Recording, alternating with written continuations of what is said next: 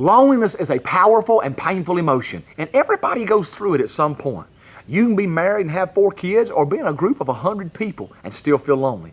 But there's a difference in being lonely and being alone. You see, not everybody who's alone is lonely. Having a little bit of alone time is actually good and much needed, right? But loneliness is a state of mind. It's a hollow, empty feeling that makes a person feel unwanted or unneeded. In a nutshell, it's being alone when you don't want to be. So to those that are not lonely, be good to those that are, because it may be you one day wishing you had something more than TV noise to kill the silence in your life.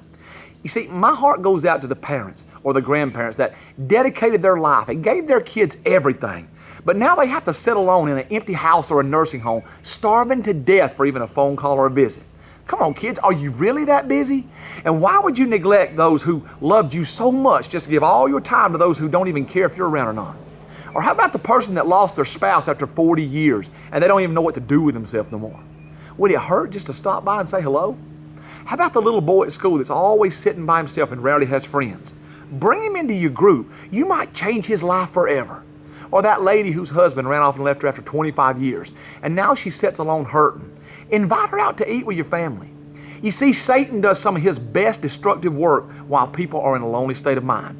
He'll cause you to feel empty and miserable, and then he'll offer you something to numb it with. Or he'll flood you with depression and convince you to make permanent life decisions during these temporary times. You see, he likes to push you to make quick, unwise choices by settling for the wrong people just to fill this lonely void. Some people just can't handle being alone, and they end up going through one destructive relationship after another, hoping to quell that gnawing pain of loneliness.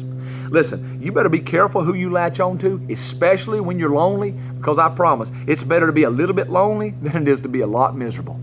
In Genesis, we find Adam sad and lonely, and God said that it wasn't good for the man to be alone, so he created Eve. But what's amazing about this story is that Adam was spending every day personally hanging out with God. How do you get lonely with God dropping by every afternoon for a chat, right? Look, point is, God knows we need someone on our human level. And he didn't take it personal or get angry at Adam for needing this. This is how he made us. Look, I pray with my kids every night that God will always bring the right people in their life and move the wrong ones out. So, whether you're praying for your children to come see you, a new friend, or Mr. and Ms. Right, just be patient and keep praying. God's heard you, and he will send the right people into your life in time. But for now, use this time for him.